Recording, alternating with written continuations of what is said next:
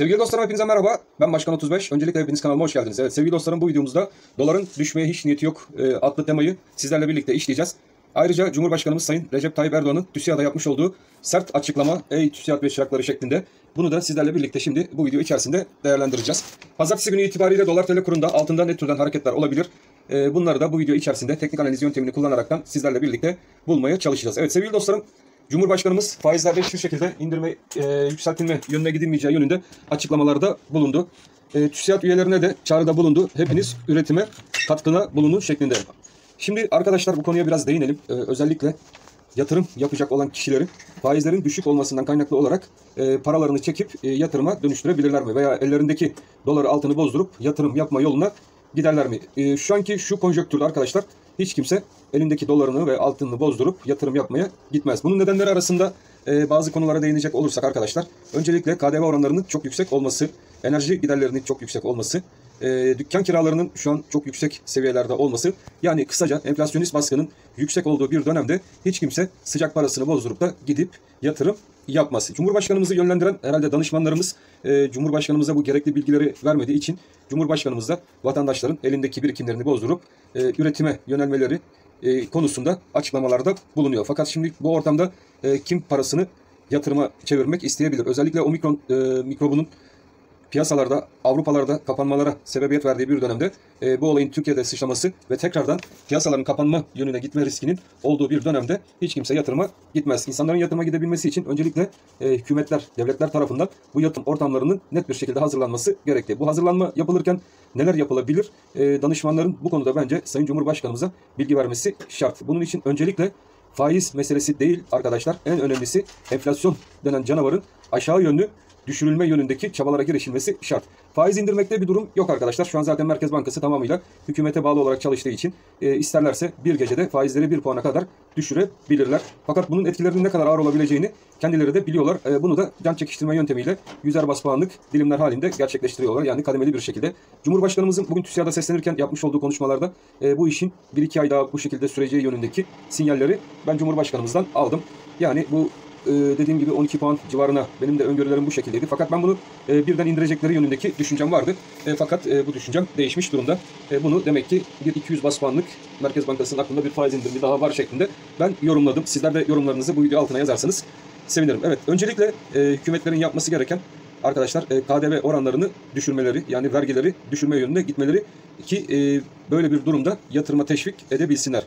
Faizin düşük tutulması ve bunun önceden zaten piyasalara yansıtılması demek, siz elinizdeki TL'yi satın bir an önce kendinizi dolara ve altına atın şeklinde yorumlanır. Bunu bilmeyen hiçbir ekonomist yoktur. Zaten çoğu ekonomist uzman arkadaşlarımızla dinlediğimiz zaman hepsi bu konunun altını özellikle çiziyorlar. Fakat saraydaki bu ekonomist danışmanların ne türden bilgiler Cumhurbaşkanı'na verdikleri de meçhul.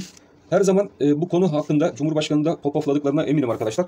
Fakat gördüğünüz gibi bu işin sonu hiç de iyiye gitmiyor. Bu politika özellikle enflasyonun yüksek olması, faizin düşük olması ve bu aradaki puan makas farkının fazla olmasından kaynaklı olarak ne türden bir ekonomist bu türden bilgileri Cumhurbaşkanı'na iletiyor.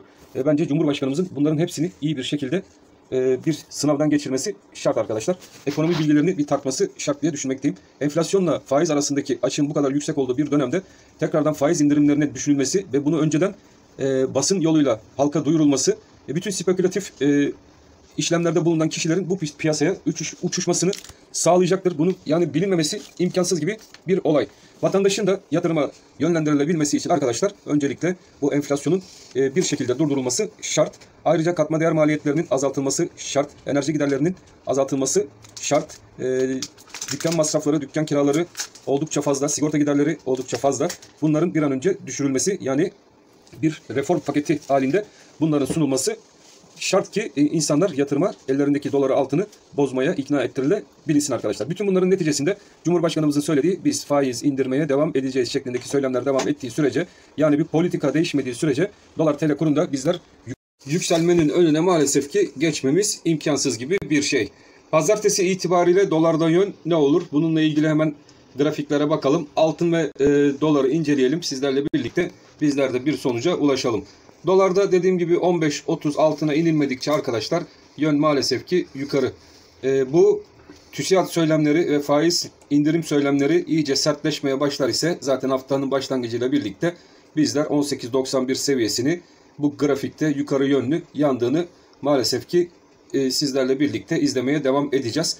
Bunun da yukarıya yönlü bir merkez müdahalesi gelmediği takdirde yukarıya yönlü bir hareketin devam etmesi durumunda da dolar TL'de 20 TL üzerinde 21 TL civarına doğru bu grafiğin bir kafa attığını izleyebiliriz. Maalesef ki sonuç bu şekilde ilerlemeye devam eder arkadaşlar. Gram altın tarafına baktığımız zaman gram altında bizler için önemli seviyeleri zaten sizlerle paylaşmıştım. Gram altında da 881 destek seviyesi önemli. Bu destek seviyesi altında da gram altında herhangi bir kapanış görmediğimiz müddetçe gram altında da 1000 lira üzerine yerleşmiş bir gram altın izlemeye devam edeceğiz gibi gözükmekte dolar bazlı kaynaklı olaraktan. Burada da bir 1100 TL civarına doğru gram altında yükselişlerin devam etmesi halinde bir kafa atma olayı bu hafta içerisinde maalesef ki yaşayabiliriz arkadaşlar. O yüzden sizler 881 destek seviyesine odaklanın. Bu destek seviyesi üzerinde kaldıkça gram altında da 1100 TL civarlarına doğru yukarı yönlü hareketin devam etmesi beklenir. Gram gümüş tarafına baktığımız zaman gram gümüşte hareketler gene gram bazlı dolar kaynaklı olaraktan yukarı yönlü hareketlerini devam ettiriyor. Bunların sonucunda da ons gümüşün destek vermesiyle birlikte bizler gram gümüşte de 11.04 bölgesi artık güzel bir destek konumuna zaten geldi. Buradaki hedefte yukarı yönlü 13.50 civarına doğru bir kafa atma olayı izleyebiliriz. Bunun da yukarı sert yönlü doların 21 TL'ye doğru hareketini de izleyebilirsek burada da 15 TL civarına doğru giden gümüş gram hareketleri maalesef ki izlenecektir şeklindeki yorumumuz devam ediyor. Ons gümüş tarafında baktığımız zaman ons gümüşte artık 21.40 bizim için kuvvetli bir destek. Burada bir ikili dip zaten yaptık. Bu ikili dibin 24.40 seviyesine doğru yukarı yönlü hareketleri devam edecektir diye düşünmekteyim. Yatırım tavsiyesi olmama koşuluyla. Burada da ana hedef 26 dolarlar seviyesine doğru giden bir gümüş ons biz sizler tarafından izleyeceğiz şeklinde yorumlanabilir. Sterline de bakalım. Sterlin takip eden arkadaşlarımız da var. Kısaca hemen sterlini de sizlerle birlikte değerlendirelim. Sterlinde de dolar bazlı olarak ve sterlin İngiltere Merkez Bankası'nda faiz artırışlarına başlama kararını açıkladıktan sonra burası artık 20 TL, 20-26 TL civarlarında kuvvetli bir destek konumuna geçti. Bu da 25 TL'ye giden bir sterlin ve buraya bir kafa hareketi atacak bir sterlin sizlerle birlikte bu hafta veya önümüzdeki günlerde izlemeye devam edeceğiz şeklinde sterlini de yorumlayabiliriz. Euro TL'ye baktığımız zaman Euro TL'de bizler için 17-18 bölgesi artık önemli bir destek konumuna geçmiş durumda. Buradaki hareketlerin de dolar ve sterlin bazlı yukarı yönlü parite bazlı hareketlerle birlikte 21.30 civarına doğru burada da bir yukarı yönlü kafa hareketi yaşayabiliriz. O yüzden dolarda, euroda, sterlinde olan arkadaşların dikkatli olması gereken bir hafta. İMKB 100 borsa takip eden arkadaşlar için de 2356 seviyesi önemli. İMKB 100'de bu seviye altında kalındıkça maalesef ki burada da bir 1960 seviyesine doğru aşağı yönlü hareketlerin devamını bekleyebiliriz. Belki de açılışla birlikte bir anda İMKB 100'de de bu seviyelere doğru inen bir borsa görebiliriz arkadaşlar. Sizlerin de o yüzden dikkatli olması gereken bir hafta, bir pazartesi olarak değerlendirilebilir. Ons altın tarafına bakacak olduğumuz zaman yine piyasa değerlendirmesini ons altında da yapalım. Ons altında 1780 seviyesi önemli destek. Burada zaten 1750 bizim için bir alt seviyeydi. Burada da doların yükseldiğini görüyoruz. Ons altında da 1844 kısa vadede gidecek olan rakam bölgesi ve artık buralara yerleşmiş bir ons altın ilerleyen günlerde 2000 dolarlar civarına doğru yukarı yönlü yükselişini devam ettirecektir şeklindeki düşüncemiz devam ediyor. Bu düşüncemizde de herhangi bir değişmiş bir şey yok. Bitcoin tarafına baktığımız zaman da Bitcoin takip eden arkadaşlar için BTC USD paritesinde 52.000 dolar üzerine doğru maalesef ki kapanışlar gelmedi.